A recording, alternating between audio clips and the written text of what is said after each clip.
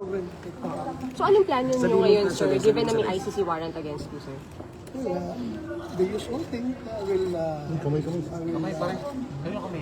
continue with job until I have to wait for the Supreme Court's decision. Marami kaming pending appeals doon sa Supreme Court. So you will attend the session, sir? Yes. Physically? Yes. Oo. The public can expect you to see more of you kahit sa mga hearings, sa mga Yes. proceedings dito? Business as usual. Sana naman yung gustong hulihin ako ay hintayin rin nila yung Supreme Court na decision. Anong prayer niyo, sir, dun sa Supreme Court appeal niyo? Marami yun, hindi ko numbers. Yung mga abogado ko, 3, 4 ba yun mga petisyon na pinadala doon? Sir, pero hopeful kayo, sir, na mapagbibigyan kayo ng Supreme Court sa request po dito? I'm hoping and praying. I'm hoping and praying. Sir, pero may mga nag-i-insist pa rin na dapat i-implement yung warrant, na sakop tayo ng warrant na yun from ICC. Well, I respect their decision, their opinion. Sino kaya mo lang sila? Kanya-kanya tayong opinion. Sir, wala po kayong balak mag-surrender po sa jurisdiction ng ICC. Even the Philippines is required to enforce the warrant, sir. Why? Ikaw ba? Gusto mo mag-surrender doon? Pilipino ka? You have existing Philippine codes. Bakit magpapatry ka doon sa mga Banyega?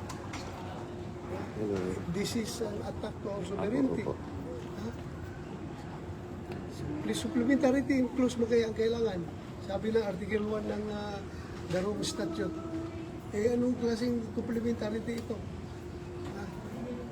There's no need for complementarity dito dahil buhay ang ating justice system. So anong plano niyo, sir? Anong plano niyo? Dito lang kayo sa Senate, di kayo aalis? Hindi kayo lalabas, sir? Oo. Hindi kayo... Hindi, kailangan kong bumili ng mga gamot maintenance dahil hindi ko nadala yung mga gamot ko pang maintenance. Saan ba kayo nagstay, sir, in the past months? Ano ba the Philippines? Sabi ni Senator Robin, nagpunta daw kayo ng bundok. Lahat. Sabi ko, I was with the Nature. halls of the air and the beast of the field. Sir, Sama ng loob ka ba kay SP Soto, knowing na nag-coordinate pala sa Alam daw. Saan yan? Hindi ako plastic. Hindi magsabi na wala akong samaan. Because yung ginawa niya pagtataksil, hindi lang yung pagtataksil sa kanyang kulig. Hindi pagtataksil niya sa institusyon na Senado. Siya pa naman ang pumirma ng resolution namin na dapat dadaan sa legal processes na ni-require ng Supreme Court na dadaan sa lower courts yung arrest warrant. Alam naman niya, pinakitaan siya ng warrant of arrest na galing ICC. Dapat tinanong niya saan dito ang corresponding local warrant of arrest. At saka wala siya sinabihan. May design talaga na talagang gusto niya mahuli ako sa baba para hindi ako makaakyat dito, para hindi siya ma-unseat. Ganun. you feel betrayed, sir? Ha? You feel betrayed by SP Soto? Hindi ako magkipagplastikan. I've been betrayed. Nirespeto ko siya. Kahit na magkaibang kampo kami, pero ang respeto ko sa kanya, andyan pa rin. Andyan pa rin. Matanda siya ang senado sa akin eh. Kailang term na siya. Pero sa ginawa niya na yun, malungkot lang ako. At hindi pa rin ako galit sa kanya. Hindi ako galit sa kanya. Malungkot lang ako sa ginawa niya. I'm sad. Yung pangunguna ni former Senator Trillanes sa pag-mga sa warrants, pagpatili siya wala. Hayaan mo na lang siya. Kung yan ang gusto niya sa buhay niya, na papel. Okay. Sinunod daw niya yung hamon mo, sir. Ha? Para ikaw daw naghamon daw nun dati. Okay lang. Sige lang. Sir, worth it po ba yung paglabas ninyo kahapon? Kasi yung the past 6 months, kalmado kayo, walang naghahanap sa inyo, walang naghahabol sa inyo. Pero kahapon, isang araw lang kayo lumabas, pero yung habulan, yung pressure, yung stress po sa inyo. Everything happens for a reason. Everything happens for a reason. At kung decision niya ni Lord, lahat na pangyayari sa ating buhay, siya nag-decide yan. Siya nag-design. So, whatever happens to my life, after serving this country faithfully, after, since second lieutenant ako, yung buhay ko palagi nasa danger sa aking tutupad ng aking tungkulin. I serve this country faithfully. Tapos, pagkatapos na yung ganito mangyari sa akin. So if it is the fate given by God, I'm going to accept it. Basta si Lord ang masusunod. So ano- Pabayaan natin kay Lord ang lahat. But Anong you will not reaction nyo? surrender. Ha? Hindi po kayo isusurrender. Kasi absent. I only recognize Philippine courts, not the foreign court. Ayaw niyo So, maulit kung yung maglabas- kay former President Duterte, ayaw niyo maulit. Sana naman. Not for President Duterte, not for me, but for every Filipino na dapat ang kanyang kapakanan ay pangalagaan ng ating gobyerno. So kung maglabas ang local court, sir, ng warrant against you, susunod kayo? Andyan na yan eh. Kung andyan yung decision ng partner, we will cross the bridge when we get there. Ha? Sir, you have an appeal to the President? Nag-appeal kayo sa President? Yes. Lahat ng interview ko, nag-appeal ko sa kanya, Mr. President, sir, alam ko wala kang personal na galit sa akin. Alam ko yan. Wala kang personal na galit sa akin. Kung sana naman, bilang ama ng ating bansa, alagaan mo yung mga anak. Kami, yung mga anak. Alagaan mo lahat ng Pilipino. Sana, the role of the government is to take care of its people. Sana alagaan mo kami. Huwag mo kami ibigay doon sa mga dayuhan. Napag-usap ko sa kanya. Sabi siya, hindi lang para sa akin, kundi sa lahat ng Pilipino. Huwag niyo po ipagkanulo ang inyong kapwa Pilipino sa mga banyaga. At alam mo, sir, kung anong paghirap mo sa serbisyo. Ginawa ko lahat para sa bayan, hindi yung para sarili ko. Hindi yung para sa sarili kong kapakanan. Hindi ako nagpayaman sa serbisyo. Nagtrabaho ng gusto, faithfully. Sir, anong masasabi? Kaya itong appeal ko dito, Ano? sa kanya, hindi lang para sa akin, kundi para na rin sa lahat ng mga Pilipino na malagay sa ganitong sitwasyon. Hindi natin alam. Pagdating ng araw, ikaw rin, Mr. President, haharap sa ganitong sitwasyon. Ikaw rin, Mr. President, ang magkaproblema na ganito. Mamalaman mo. You will feel what I feel right now. Bakit kayo naiiyak, sir? Ha? Bakit po kayo naiiyak? Tao lang ako. Hindi ako robot. Hindi ako makina. Tao lang ako. How's your My family? appeal is sincere to the President. How's your family? And what do you feel, sir? Sabi mo kanina, kung nararamdaman lang ng Pangulo ang nararamdaman mo, how would you describe how you feel, sir? Very low. The lowest point of my life. Ikaw ba naman? Nagkapa ako ng gusto mo, I have said, yung aking servisyo talaga. Yung ideals ng PMA, courage, integrity, and loyalty, isinisabuhay ko yan. Lahat ginawa ko. Tapos, ngayon, ganito mangyari sa akin. Sir, Kaya na ako. ano pong gusto niyong gawin ng Pangulo sa akin, sir, at this point in time? Isa na, huwag niya akong ipadala sa dahil. Yun lang naman. Kahit sa court dito sa Pilipinas, pareho tayong Pilipino, Mr. President. Pareho tayong Pilipino, kung pwede lang. Kung meron akong pananagutan, panagutan ko dito sa ating local court. Huwag doon sa Banyaga. Huwag doon. Yun ang appeal ko sa kanya. Natatakot ba kayo, sir? Na baka bigla kayong dalhin, damputin? Tao lang naman tayo. Hindi naman tayo. Despite sa aking mga pinagdaanan, the more I am humanized sa lahat ng trials, lahat ng hardship na aking dinayan, the more na humanize ako.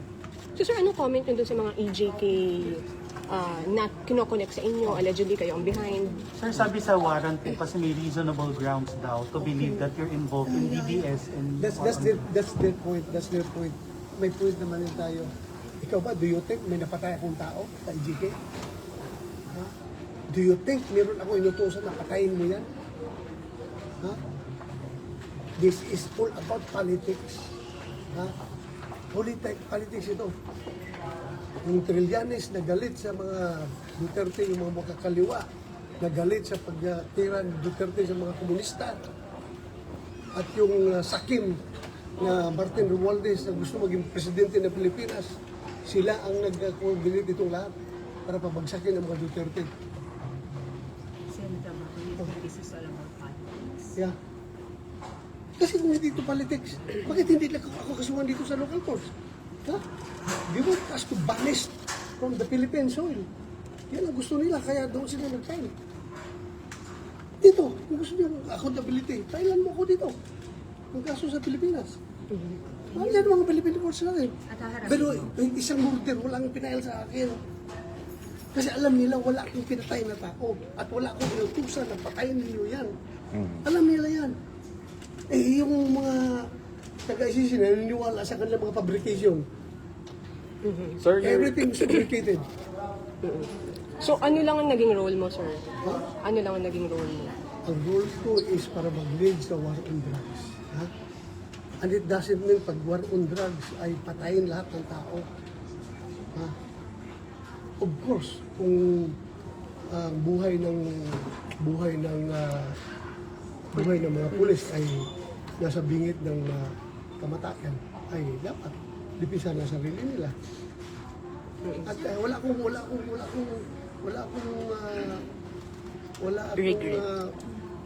pang-abuso na hinahiyaan. Kung meron na, pinapibistigahan natin. Sir, pina po kasi yung i-implement sa Ano lang ang naging role mo? pupunta po ba kayo? I think before din po yun.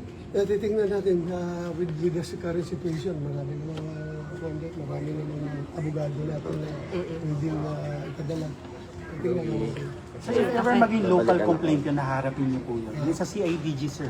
Kasi it's a possible complaint daw. Sinasabi ko nga sa iyo, lahat ng basta sa local lang, harapin natin yan. You can just imagine kung inibisigahan nila yung EJK ko na parang city director ko ng Davao, how many years ago na yun. Grabe naman pagkakalkal yan kung pinakalkal nila kung yung mga nangyayari doon sa Davao.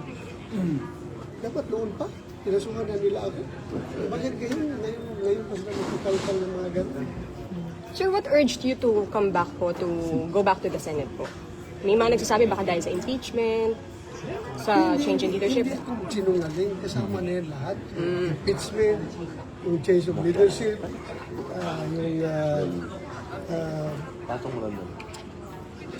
yung question niyo palagi yung sweldo ko. Nahiya na ako talaga ako. Hiyang-hiya na ako. Dahil nga, wala po yan sa vokabularyo ko na makinabang sa pera ng gobyerno o kanino mang pera na iniisahan ko na hindi hindi ko binibigyan ng kaukulang serbisyo. Nahiya ako. Kaya lumabas na rin ako. At kahit nag-question yan, alam naman yung rason bakit ako umiiwas na pumunta dito dahil nag-trip. Hanggang na. Nangyari na nga kahapon. So kung kayo ako, ano kayo? Sabihin na lang ninyo ako na magsamantala, basta huwag lang nyo sabihin na tanga. Tanga man ito si Bato. Alam na niya na may warrant na huli siya. Tapos, yun. Sir, how do you...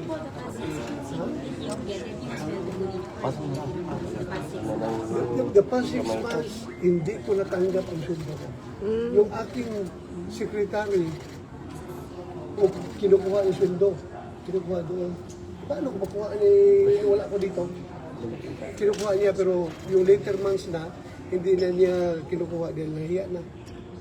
Hindi na kinukuha. Tapos, So intact pa rin, sir, yung money? intact pa ako na Sobre.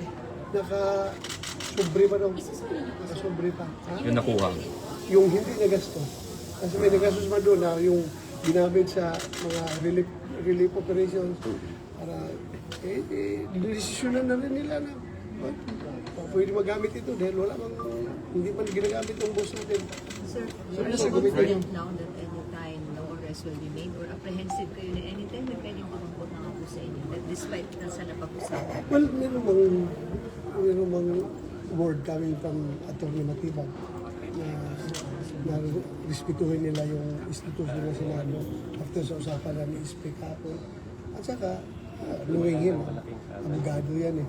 At saka, kasama ko yan dahil sa PDP. Sana sundin niya yung legal processes. Iabil ko naman lahat ng legal remedies na available. This is Sen? to the former president. Ano ang rason nila para hindi nila ito gawin kay General? I am no special than the president. Sir, how will you respond to this? As I said, we will present ourselves doon sa kanila. O pwede abogado. Sen, paano nyo po dinidil ito with your family na alam natin mahirap yung situation? Paano yung setup po ninyo? Hirap talaga, but we have to deal with it. How are they? Kamusta po sila? Ay, malungkot. At alam mo na, Natatakot din sila, sir, for you? huwag talaga. Takot din sila. Sir, kahapon ba, na-surprise ka rin kung bakit may mga taga-NBI dito? O may info ka na before? Wala, nagulat ako. Akala ko mga driver lang yun na nakatambay dyan sa baba. Mga driver na ka. Yun pala, inaris na pala nila ni SP Soto. So what really happened? There was really an attempt na kunin kayo tapos pusasan? Ganun ba yun? Oo, ganun talaga. Sir, NBI kami. Hinawakan ako gano'n. So, nagpupumiglas ako. Takbo sila. Yung sugat Direct po, ka saan na. na-sustain yun, sir? Siguro doon sa pagkadapa ko, na natukod itong kamay ko, doon sa railing, sa sahig ba yun? O sa railing, sa katumba ko. So may posa silang dala talaga? Hindi ko nakita. Pero Or nahawakan ka pala, sir? nahawakan Nahawakan ka? ko. Nagpupumiglas ako. Umiglas ka lang? Walang pinakita. sir? Walang pinakitang something, nawalan. Wala. Basta hinarang niya ako. Ayaw ko paakyatin dahil mabubutuhan na dito eh. Mabubutuhan na sa change of leadership. Ayaw nila siguro makabuto ako kaya pinigilan ako sa baba. Sir, sabi ng ICC, since November may warrant ka na talaga. So, Aware ka? may natanggap ka ng info nung kaya hindi ka lumot. Pinagbabasihan ko lang yung mga pronouncement na Malacanang na meron daw yung sabi ni DOJ Secretary na Ombudsman Boying Rimulya na meron daw waran. So, salamat ako sa iyo, sir. Salamat at nabigyan mo ko ng advance info na meron akong waran. Thank you. At naka-enjoy ako na 6 months by my ransom. At nakapag-Bible study ako ng gusto for 6 months.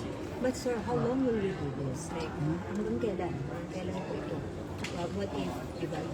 Though we understand you're still hoping for the TRO from the Supreme Court, pero worst case scenario, General. I have no plans. Bakit ka naman plans?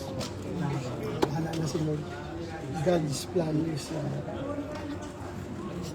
superior to everyone's plan. In the meantime, ang plano niyo po talaga mag-stay muna dito sa Senate. Oo. Ilang ka lang alam kung gaano katagal. Indefinitely, sir. Indefinite pa. Hindi ko alam. Sir, Basta I just hope on sa Supreme Court na sana panindigan nila yung ating soberanya. Yun lang ang pag-uusap. Sana.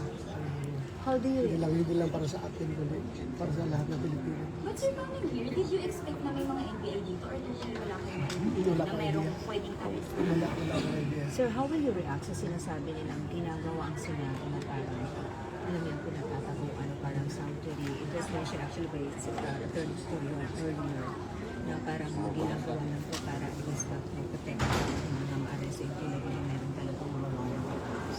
How will you react Alam to mo that? kung isang barangay doon sa Cotabato, kaya sa Maguindanao, isang barangay ay willing na protektahan ako na hindi nila ako i-give up. How much more ang Senado na institusyon na nagpasa ng